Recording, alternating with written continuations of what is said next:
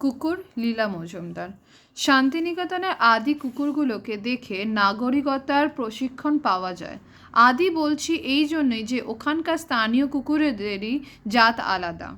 প্রাচীন গুহার দেওয়ালে যেসব ছবি আঁকা দেখা যায় তাতেই এই জাতের কুকুর দেখা যায়। পাতলা গড়ন, সরু সরু হাড়, চিক্কণ নাক, মুখ, ছোট ছোট সুন্দর থাবা। পাটকিদের চোখের ভেতরে তাকালে মনে হয় তলায় কোথাও আলো জ্বলছে। দু চোখের কোণে নাকের পাশে একটি করে সাদা দাগ, বেশিরভাগ গায়ের রং লালচে কিংবা সাদা লালচেতে মেশানো, কদাচিৎ কালো। দুঃখের বিষয় ক্রমে এরা সংখ্যায় কমে যাচ্ছে। শুধু চেহারাতে ওদের বৈশিষ্ট্য নয়, ওদের সামাজিক ব্যবস্থা দেখলেও অবাক হতে হয়। আজকাল শান্তিনিকেতনে যেসব বড় সাইজের পরন্টু উইটো কুকুর দিন রাত খ্যাঁক খ্যাঁক করে বেড়ায়, আমি তাদের কথা বলছি না। তারা সব হালের আমদানি, সুবিধাবাদী। তাদের সঙ্গে আদি কুকুরের কোনো সাদৃশ্যই নেই, না চেহারায় না ব্যবহারে। আদি কুকুরের আজকাল বেশি দেখা যায় না। মনে হয় আদি কুকুরের সমস্ত আশ্রমটাকে কয়েকটা এলাকায় ভাগ করে ফেলেছে, যে যার নিজের এলাকাতে টহল দিতে। পরের জমিদারদের নাক গলাতে হতো না, পরের জমিদারিতে নাক গলাতো না। যদি কখনো কখনো কারোর মতিভ্রম হতো এবং সে অন্যের এলাকায় অনধিকার প্রবেশ করতো, তাহলে সে পাড়ার ন্যায্য কুকুরের দল বেঁধে সোৎসাহে ও সরবে তারা দিত। আশ্রমের দূর দূর সীমানা থেকে সেই কুকুর খেদানির শব্দ শোনা যেত। একই এলাকার কুকুরদের মধ্যে কখনো ঝগড়া হতে দেখিনি।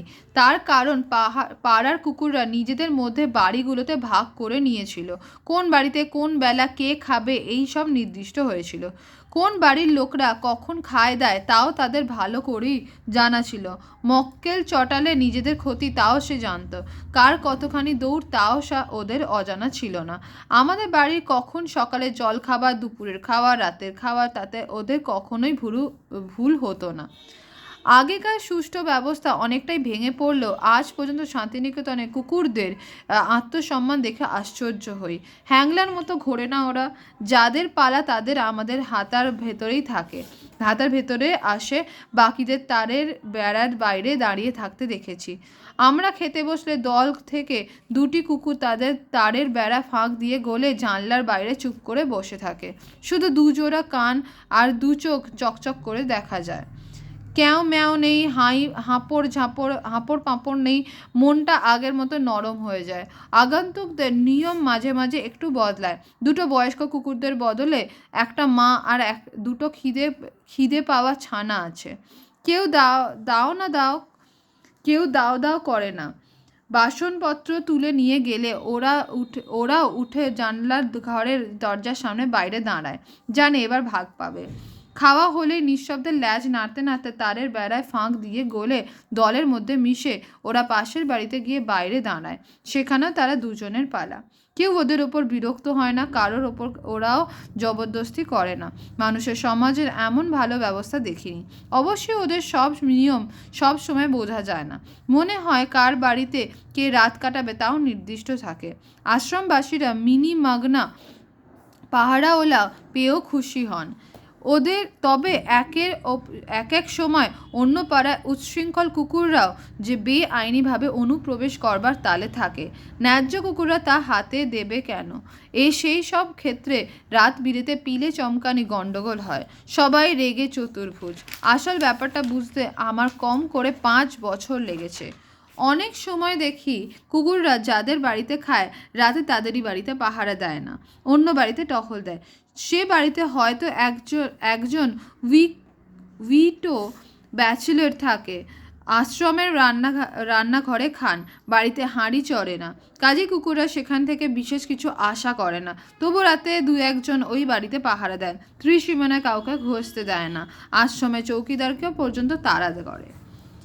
আমরা ভাবি সব বেওয়ারিশ কুকুর এই রকম, মোটেও তার নয়। কবি অন্নদাশঙ্কর রায়ের একটা বড় সাইজের কুকুর ছিল। সে একটু ঝগড়াটে স্বভাবের হলেও সভা সমিতি করতে খুব ভালোবাসত। একবার এক জায়গায় মৎস্যঘরে উপাসনা হচ্ছে, এমন সময় এই কুকুর সবাইকে ঠেলে ঠুলে একেবারে বুড়ো আশ্চর্য মশাইয়ের মুখোমুখি ফরাসের ওপর গিয়ে বসলো। তারপর পাক্কা 2.5 ঘন্টা গান, উপদেশ, প্রার্থনা শুনে সবাই যখন উঠল, ও ও নিঃশেষ হয়ে বেরিয়ে গেল। ভাগ্যিস আশ্চর্যমশাই সারাক্ষণ চোখ বুজেছিলেন, নইলে চোখ খুললেই দেখতেন 6 ইঞ্চি দূরে একটি কুকুর মুখ দেখতেই হয়েছিল তার। আর কি, নাম করা শিশু সাহিত্যিক অজয় রায়ের বাড়িতে একটি কুকুর থাকতো। হঠাৎ হঠাৎ তার চটি খাবার শখ চাপলো। চটি বাড়ি নয়, চটির ওপর দিকটা। ওখানে সবাই বাইরে চটি খুলে ঘরে ঢোকে। ওদের বাড়িতে কেউ এলে ঘন্টা খানেক পরে বেরিয়ে দেখতো চটির তলায় আছে, ওপরটা আর নেই। কুকুরের ল্যাজ নাড়ছে। ক্রমে বাড়ির সকলের কুকুরের ওপর খাপ্পা হয়ে গেল। বাদে বলাই মুচি তাকে নিয়ে ওই সব হাফ খাওয়া চটি সারাতে হতো, আর কিছু বাড়তি রোজগার হতো আর কি। সেই কুকুরের মাথায় হাত বুলোতে চিলকেটা বিস্কুটের খেতে দিত। একদিন কিন্তু 3 জোড়া চটি সারিয়ে পকেটে পয়সা ফেলে হাসি মুখে বাইরে এসে কুকুরটাকে গাল দিতে লাগলো। বলাই যতক্ষণ বাড়ির লোকের চটি সরাচ্ছিল, কুকুরটা ততক্ষণ বলাইয়ের চটির ওপর চেটে পুটে সাবার করে রেখেছিল।